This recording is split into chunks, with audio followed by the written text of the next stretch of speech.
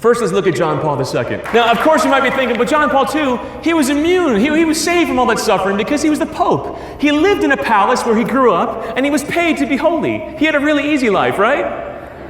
No. In addition to all the suffering of humanity he experienced around him growing up as a young person, he also experienced the full frailty of the human condition. When he was 8 years old, his mom died. He called his mom the soul of our home. When he was 12, his big brother, who he looked up to so much, died. People described him in 6th and 7th grade as being withdrawn and quiet. If you were a depressed junior high kid, you might become Pope someday. When he was 20 years old, he came home from work and found his dad laying dead on the floor.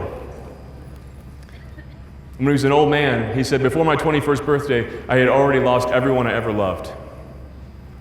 See, this man, if anyone had a right to walk through life with a spirit that was bitter and defeated, it was John Paul II. Oh, he had earned that right.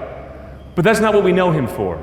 See, John Paul II had a hope that nothing could conquer. Nothing could bring this man down. When he was bishop in Krakow, the communists built this town called Nowa Huta, New Town. It was to be the first town in Poland with no Catholic church. It was a communist utopia. And family was intentionally, all work schedules were geared so that families couldn't spend time together. It was all about the state. This communist utopia was absolutely miserable. Imagine there's no heaven. Every time we imagine there's no heaven, it's miserable. Just saying.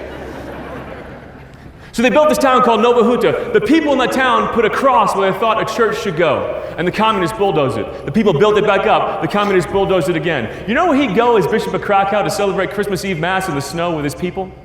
Right there where that cross was, with angry communists looking on with their machine guns in their hands. Imagine what it did for those people when that guy became the Pope.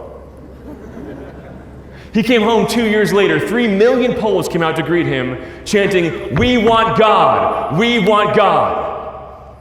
20 years later, communism fell in Eastern Europe without a shot being fired, thanks largely to the Solidarity movement that John Paul II was a huge part of happening.